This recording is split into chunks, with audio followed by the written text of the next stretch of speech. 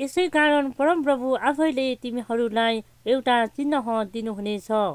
हेर, कन्याले गर्भधारण गर्नेछिन् र तिनले एउटा पुत्र जन्माउनेछिन् र उहाँको नाउँ इमानुएल राखिनेछ, जसको अर्थ हो परमेश्वर हामीहरूसँग। यशाया 7:14। हेर, कन्याले गर्भधारण गर्नेछिन् र तिनले एउटा पुत्र जन्माउनेछिन् र उहाँको नाउँ इमानुएल राखिनेछ, जसको अर्थ हो परमेश्वर हामीहरूसँग। मत्ती 1:23। डाँडाहरू खुसी भई गीत गाएर रमाए, रुखहरू ताली बजाई तालमा ताल मिलाए, सलल खोला बग्यो, चिरिबिरी चरी गायो, परमेश्वरको काम देखि सारा प्रकृति रमायो, सिरिरी बतास बग्यो, मनको पिरो उडाइ लग्यो, निलो आकाशैमा आज मलाई उडु उडु लाग्यो।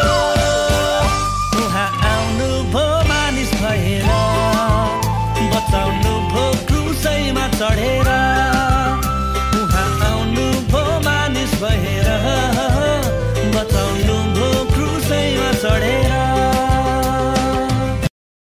महिमाको बादल यसै ठाउँ बसेको देखेर, तपाईँको दरबारमा प्रशंसाको भेटी बोकेर, महिमाको बादल यसै ठाउँ बसेको देखेर, झिसमिसे बिहान नभएसम्म, छाया हराउँदै नगएसम्म, झिसमिसे बिहान नभएसम्म, छाया हराउँदै नगएसम्म, आराधना चढाउँछु तपाईँलाई, मनमा सजाउँछु तपाईँलाई, आराधना चढाउँछु तपाईँलाई, मनमा सजाउँछु तपाईँलाई।